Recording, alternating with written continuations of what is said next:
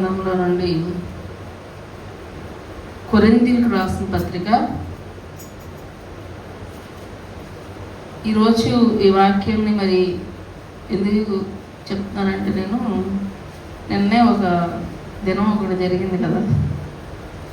ఏం దినం అది చెప్పండి? ఏంటి? ప్రేమికుల దినం. ప్రేమికుల దినం జరిగింది కదా. ఎందుకంటే ఈ లోకంలో ప్రతిదానికి ఒక మనిషి కోరుకునేది ఏంటంటే ప్రేమనే. కానీ మనం ఏం చేస్తామంటే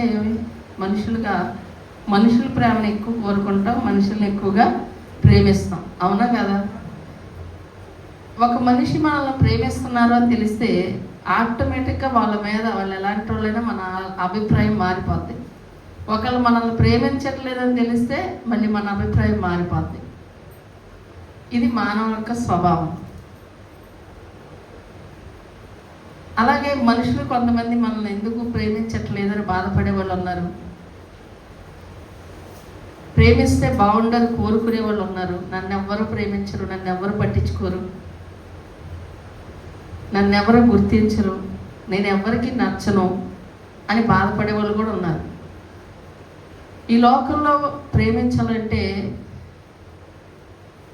ఏదో ఒకటి ఉండాలి. అందమన్నా ఉండాలి, డబ్బన్నా ఉండాలి, టాలెంట్ అన్నా ఉండాలి. ఏదో ఒకటి ఏమీ కూడా వాళ్ళ నుండి ఉపయోగం లేకుండా ఎవరూ ప్రేమించరు. ఖచ్చితంగా ఎవరైనా మనల్ని ప్రేమిస్తున్నారంటే మన నుండి ఏదో ఒకటి ఆశించే ప్రేమిస్తారు. అది ఈ లోక ప్రేమ.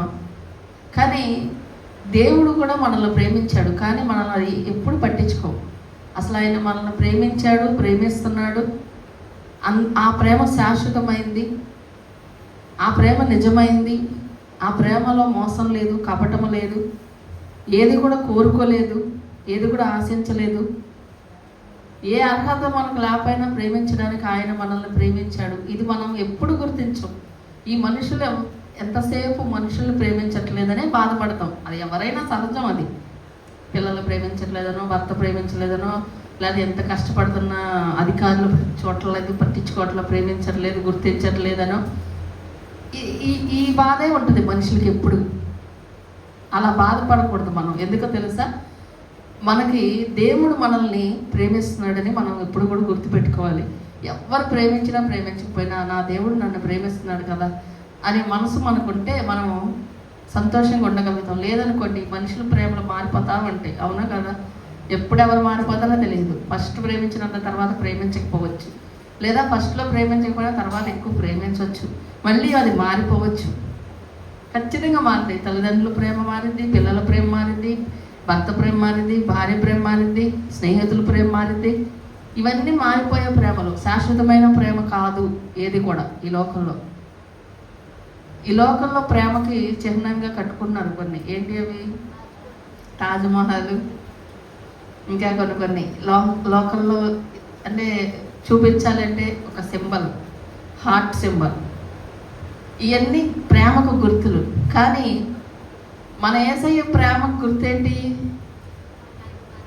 ఆయన సిలువ మరణం. ఆయన సిలువ చూడగానే మనకి ఆ సిలువను చూసి చాలామంది అసహించుకుంటారు, చాలామంది చీపుగా చూస్తారు. ఆ సిలువను చూసి చాలామంది చులకనగా మాట్లాడతారు. కానీ ఆ సిలువను చూస్తే మనకేం గుర్తు రావాలి? ఇప్పుడు తాజ్మహల్ చూడంగానే ఏం గుర్తు వచ్చింది? ఇప్పుడు అది సమాధే కదా. ఆ సమాధిని ఆయన కొంచెం అన్నం కట్టాడు, అంతే తేడా. డబ్బు ఉంది కట్టాడు, ప్రేమ ఉంది కట్టాడు ఆయన భార్య మీద. కానీ దాన్ని చూడంగానే అందరికీ ఏం గుర్తొచ్చింది? తాజ్మహల్ అనగానే ప్రేమ. అది వింత. మళ్ళీ ప్రపంచంలో అంత అందంగా, అంత చక్కగా, అంత ఆర్కిటెక్చర్ అంతగా ఎవరు కట్టలేదు, ఎవరు కట్టలేరు. అలాగా డిజైన్ చేసి కట్టాడు. ఆమెకి మాత్రమే సొంతం ఉన్నట్టుగా కట్టాడు. అదే ఆయన ప్రేమను అలా వ్యక్తపరిచాడు. మన పట్ల దేవుడు తన ప్రేమను ఎట్లా వ్యక్తపరిచాడు అంటే, ఆయన మన కోసం మరణించి సిలువలో రక్తం కార్చి చనిపోయాడు కనుక ఆయన ప్రేమను మన పట్ల ఇంకెంతకన్నా ఎవరో వ్యక్తపరచలేరు. ఈ లోకంలో ప్రేమలు ఎలా ఉంటాయంటే ఏదన్నా వాళ్ళ నుండి వచ్చేంత వరకు నువ్వు ఎలాంటి వాడు అనుకోవాలా, నువ్వు ఎలాంటి దాన్ని అనుకోవాలా, నువ్వు నీ ప్రేమ నిజం అనుకున్నాను అని ఇలా మాట్లాడే సందర్భాలు కొన్ని వస్తాయి కొంతమందికి. మన జీవితంలో మనం ప్రేమని పంచాలని దేవుడు చెప్తున్నాడు. బైబిల్ అంతా కూడా ప్రేమ ప్రేమ ప్రేమ. ప్రేమ పుస్తకం అంటే బైబిలే. ఎందుకంటే మన దేవుడు ప్రేమమయుడు, ప్రేమమయుడు, ప్రేమ స్వరూపి అని ఆయనకు పేర్లు. ఎంత ప్రేమ కలిగిన దేవుడు అంటే, నేను ఇప్పుడు చెప్తాను వాక్యంలో ఆయన ప్రేమ ఎలాంటిది అనేది. ఇప్పుడు చూడండి, కొరింథీయులకు రాసిన పత్రికలో ఈ లోకంలో ఆ ప్రేమ ఎవరిలో అయినా మీకు కనిపిస్తే దొరికితే మీరు వెతకండి, దొరకదు. ఆ లక్షణాలు ఎవరిలో కనపడవు, ఒక్క యేసయ్యలోనే. నిజమైన ప్రేమ ఏది ఈ భూమి మీద అంటే యేసయ్య ప్రేమే, అది ఒక్కటే. శాశ్వతమైన ప్రేమ ఏదన్నా కూడా అది యేసయ్య ప్రేమే, అంతకు మించిన ప్రేమ లేదు. ఒకవేళ నీకు ఎవరైనా నేను నిజంగా ప్రేమిస్తున్నానని చెప్తే ఆ లక్షణాల వల్ల ఉంటే నిజంగా ప్రేమించినట్టు. అది ఎవరి వల్ల కాదు, అది ఇంపాసిబుల్ అసలు. మాట్లాడుతున్నాడు చూడండి, 13వ అధ్యాయము, కొరింథీయులకు రాసిన పత్రిక 13వ అధ్యాయము. ప్రేమ 13వ అధ్యాయము 4వ వచనం చూడండి, ప్రేమ ఎలా ఉంటుంది అనేది. ప్రేమ దీర్ఘకాలము సహించును, దయ చూపించును, ప్రేమ మత్సరపడదు, ప్రేమ డంబముగా ప్రవర్తింపదు, అది ఉప్పొంగదు, అమర్యాదగా నడవదు,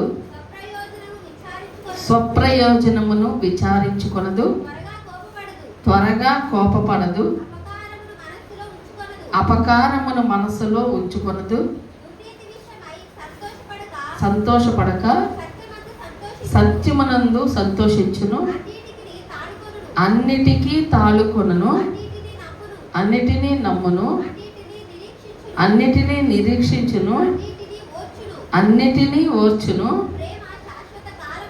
ప్రేమ శాశ్వత కాలం ఉండను. చాలు, అక్కడ దాకా చాలు. హల్లెలూయా. చూడండి, ఇప్పుడు ఎన్ని చెప్పాను నేను. అన్నిట్లో మనం ప్రేమలో, మన ప్రేమలో కానీ మనల్ని ప్రేమించే వాళ్ళ ప్రేమలో కానీ ఇవన్నీ ఉన్నాయి అంటారా? ఎమోషన్ ఎప్పుడైనా చెప్పా వర్ణకి ఐ లవ్ యూ అని చెప్పావా? చెప్పలేదా? సిగ్గుపడుతుందండి. చెప్తారు కదా ఈ మధ్యన ప్రతి వాళ్ళు I love you I love you అని చెప్పుకోవడం ఎక్కువైపోయింది. ఐ లవ్ యూ అని మనం యేసయ్యకి చెప్పాము ఎప్పుడైనా? యేసయ్య అసలు నిజం ఆయనేమో మనకు చెప్తామంటాడు, మనమేమో ఆయన్ని పట్టించుకోము. అసలు ఆయన ప్రేమిస్తున్నాడా ప్రేమించట్లేదా పట్టించుకో. మనకి ఏదైనా అవసరం వచ్చినప్పుడు, మనకి ఏదైనా బాధ వచ్చినప్పుడు అప్పుడు ఏడుస్తాం యేసయ్య దగ్గరికి వచ్చి తప్ప. అసలు ఆయన్ని ఫీల్ అవుతే మీకు ఆ ఫీల్ వేరుగా ఉండిద్ది ఆయన్ని మనం. అందుకే పాట ఒక రాశారు, ఎవరు? ప్రేమలో పడ్డాను, అనిల్ కుమార్ కదా, ప్రేమలో పడ్డాను. ఆయన ఆ పాట రాసినప్పుడు కొంతమంది కామెంట్ చేశారు కానీ నెగిటివ్గా. ఆయన ఎందుకు రాశారంటే ఆయన ప్రియుడిగా ఊహించుకున్నాడు, యేసయ్యను ప్రియుడిగా ఊహించుకున్నాడు, యేసయ్యనే తను ఫీల్ అయ్యాడు, అందుకే తను రాయగలిగాడు అలా.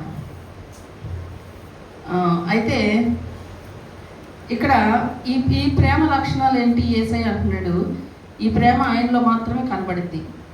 ఏమంటున్నాడు చూడండి, ప్రేమ దీర్ఘకాలము సహించు. ప్రేమ అనేది ఉంటే ఓర్చుకుంటూ ఉంటే ఎప్పుడు దీర్ఘకాలం. దీర్ఘకాలం అంటే ఎప్పుడు ఇప్పుడు దాకా నేను భరించాక నా వల్ల కాదు అనే మాట ఆ మనుషుల మధ్య రాదు.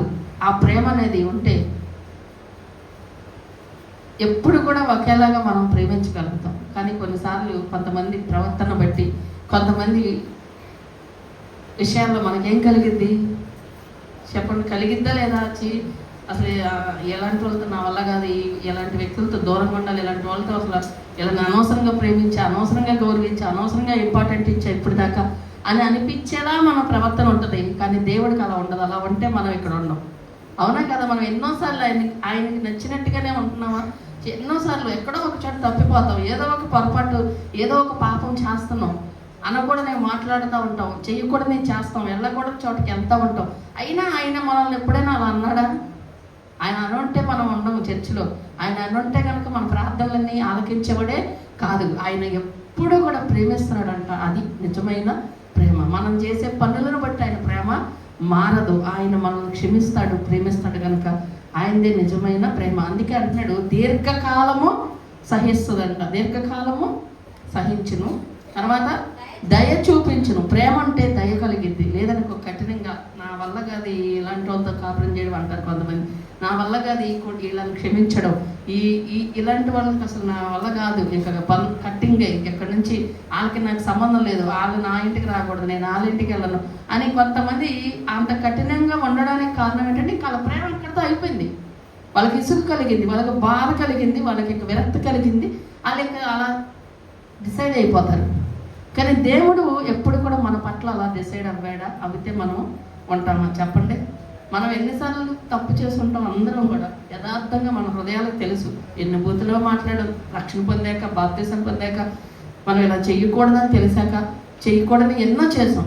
కానీ ఆయన ఏ రోజు కూడా కఠినంగా మన పట్ల లేడు, దయ చూపిస్తున్నాడు. మళ్ళీ ఏడవంగానే కరిగిపోతాడు ఆయన. అయ్యా తప్పేనయ్యా, క్షమించయ్యా అని అనగానే అసలు అనకపోయినా కూడా నా బిడ్డ బాధపడుతుంది తెలియక అని మనం అనుకుంటాం. ఈ రోజు చాలామంది తప్పిపోయిన వాళ్ళని చూసినప్పుడు కొన్నిసార్లు వీళ్ళని ఎందుకు దేవుడు ఇలా వదిలేస్తాడంటే ఆయనకి అంత ప్రేమ అండి. అందుకే ఆయన సహిస్తాడు, ఆయన భరిస్తాడు. మనమైతే తట్టుకోలేము, మనమైతే భరించలేం. కానీ ఆయనకి ఓర్పు ఉంది, ఆయనకి ఆ ప్రేమ ఉంది. అది ఎంత ప్రేమ అంటే ప్రాణం పెట్టగలిగినంత ప్రేమ ఉంది. కాబట్టి ఎవరు పెడతారు? ఈ రోజు ప్రాణం పెట్టరు కదా. కానీ ఆయన పెట్టాడు కనుక అంత ప్రేమ, పెట్టగలిగినంత ప్రేమ ఆయనకు ఉంది కనుక దయగలిగిన ప్రేమ అంట అయింది. తర్వాత ప్రేమ మత్సరపడదు. మత్సరం అంటే ఒక రకమైన అసూయ. కొంతమంది ప్రేమిస్తారు, వీళ్ళు వేరే వాళ్ళతో మాట్లాడితే ఏమైపోద్ది, వాళ్ళు కొంచెం వేరే వాళ్ళతో ఉన్నారంట క్లోజ్గా, అంత ప్రేమించిన మనిషి అయినా అసూయ వచ్చేది వాళ్ళకి తెలియకుండానే. ఒక రకమైన అసూయ. ఆ అసూయతో వాళ్ళని కోపగించుకోవడం, వాళ్ళని నిందించడం, వాళ్ళని కొంచెం బాధ పెట్టడం చేస్తారు. ప్రేమ ఉంటుంది, ఇద్దరి మధ్య ప్రేమ ఉంటుంది. కానీ వీళ్ళు వాళ్ళతో ఎవరితోనైనా ఎక్కువగా మాట్లాడితే, ఎక్కువగా వాళ్ళతో ఆ ప్రేమ ఏమైపోద్ది మళ్ళీ అక్కడ. కానీ యేసయ్య మనల్ని ఎప్పుడైనా అలా వదిలేశాడా? మనం ఎంతమందిని ప్రేమిస్తామండి? చాలా. ఇల్లుని ప్రేమిస్తాం, బంగారాన్ని ప్రేమిస్తాం. దేవుడి కన్నా మన అయ్యగారు చెప్పారే, నాకైతే అసలు చాలా నచ్చింది మెసేజ్. ఎందుకో తెలుసా? ఆ అనుభవాలు ఉన్న వాళ్ళకి అది అర్థమైద్ది. నిజమే, మనం ఎన్నో ఆటంకాలు వచ్చినప్పుడు దాటుకొని వస్తున్నాం కదా. దాటి రాని వాళ్ళు ఉండిపోయారా లేదా? ఇప్పుడు ఇంటి దగ్గర ఉన్న వాళ్ళు ఉంటారు, వాళ్ళకి ఏదో కారణం ఉంటుంది. మా అబ్బాయి వద్దన్నాడు, మా ఆయన వద్దన్నాడు, లేకపోతే ఆ రోజు చుట్టాలు వచ్చారు, అలా దాటి రాలేరు, వాళ్ళని పక్కన పెట్టి రాలేరు. ఇప్పుడు సపోజ్ ఒక మంచి ఆ రోజు ఒక ఆఫర్ వచ్చింది, ఈ పనికి వెళ్తే నీకు 1000 రూపాయలు వస్తాయి, లేకపోతే ఈ డ్యూటీ చేస్తే నీకు డబల్ మనీ వస్తుంది అని చెప్పారనుకో, అది పక్కన పెట్టలేరు వాళ్ళు, పక్కన పెట్టాలి. ఇప్పుడు యాకోబు ఆ రోజు అయ్యారు ఏం చెప్పారు? దాటాడు, పక్కన పెట్టాడు. ఈ 2 అనుభవాలు మనకు కొన్నిసార్లు ఎదురైంది. కొన్నిసార్లు అంటే నాకైతే ఎన్నోసార్లు. ఎందుకంటే మరి నేను ఎన్నో పక్కన పెట్టుకొని రాలేకపోతే, నేను నిజంగా అందరూ కన్నా నా పట్ల దేవుడు ఎంతో ఒక స్త్రీగా కృప చూపిస్తున్నాడని నేను అనుకుంటా. ఆ కృప నిజంగా అలా నేను ఉండబట్టి అని కాదు, కానీ దేవుడు ఒక మహాకృపే. పక్కన పెట్టేసి మరి ఇప్పుడంటే కాదు, నా సేవ స్టార్టింగ్ అప్పుడు మరి దారుణ్ మరి ప్రెగ్నెంట్ అవగానే చెప్పారు డాక్టర్స్, ఆటో కూడా దిగకూడదు అని చెప్పారు. ఒక్క ఆటో కాదు, నేను చెప్పాను కదా, ఇప్పుడు విజయవాడలో ఒక ఆటో ఎక్కి మళ్ళీ రైల్వే స్టేషన్లో దిగి, రైల్వే స్టేషన్ నుండి మళ్ళీ ట్రైన్ ఎక్కి గుడివాడలో దిగి, గుడివాడలో ఒక ఆటో ఎక్కి బస్ స్టాండ్లో దిగి, బస్ స్టాండ్ నుంచి బస్ ఎక్కి మళ్ళీ పాల్పర్లో దిగేవాళ్ళం. అంటే ఎన్నిసార్లు దిగాలి ఒక వారంలో, అలా అన్నిసార్లు పక్కన పెట్టగలిగా నేను. అది దేవుడు నిలబడతాడు, దేవుడు చిత్తం అని. అలాగే దానికి ఒకసారి బాగా ఫేవరు, వారికి 1 సంవత్సరంన్నర ఉంటాయి, అంటే వీడి మీద ఒక 2 నెలలు అట్లా ఉంటాయి, 2-3 నెలలు. అంత ఫీవర్ 103-4 ఫీవర్ అనుకుంటుంది. అప్పుడు కూడా నేను వదిలేసి తేజ దగ్గర మళ్ళీ సువర్ణ నేను రావాలిగా, నాకు తోడు ఆమె, ఇంకెవరున్నారు, యేసురాజు, తేజ, ఈడు, ముగ్గురే ఉండేవాళ్ళు ఇంట్లో. ఆ 3 పిల్లల్ని వదిలేసి వాడికి ట్యాబ్లెట్స్ వేయండి అని చెప్పేసి వాళ్ళకి ఏదో అంత పిల్లడు ఉంటాడో ఉండడు వదిలేసి వచ్చా. ఒకసారి తేజకి పొంగు బాగా ప్రేతమైన జ్వరం ఉంది, ఒంటి మీద బాగా అవన్నీ గట్లన్నీ వచ్చేసినాయి. అప్పుడు అందరూ అన్నారు, ఉండు దగ్గర నుండి చూసుకోవాలి, లేకపోతే పిల్లలకి చాలా తేడా చేసింది. అప్పుడు వాడికి ఎన్నేళ్ళు, మహా అయితే వాడికి ఒక 6-7 ఏళ్ళు ఉంటాయేమో, వాడు చిన్నపిల్లవాడే. అప్పుడు కూడా పక్కన పెట్టగలిగి నేను వచ్చేసా. ఏ రోజు ఆగలేదు, ఏ విషయంలో కూడా. మా నాన్న చనిపోయినప్పుడు కూడా 3వ రోజే, అప్పటికి 3వ రోజే అనుకుంటా, వెళ్ళిపోతున్నావా లేదంటే వెళ్తా అని. అంటే ప్రతిదీ ఇలాంటివి అందరికీ వస్తాయి, కానీ కొంతమంది ఇదండి అదండి పక్కన పెట్టగలిగినప్పుడే మనం ఆ దేవుని చూడగలుగుతాము. ఇప్పుడు యాకోబు పక్కన పెట్టాడు కాబట్టి దీవెని చూశాడు, దేవుడు అతన్ని దర్శించాడు, దేవుడు అతనితో మాట్లాడాడు, దేవుడు అతన్ని అప్పుడు ఆశీర్వదించాడు. ఆ దీవెని ఎప్పటికీ అతని బిడ్డలు, అతని పిల్లలు అనుభవిస్తూనే ఉన్నారు. అతను ఒక్కడు పోరాడాడు, అతను ఒక్కడు కష్టపడ్డాడు, కానీ ఆ పిల్లలకి శాశ్వతమైన దీవెన్ని అతను తెచ్చిపెట్టాడు.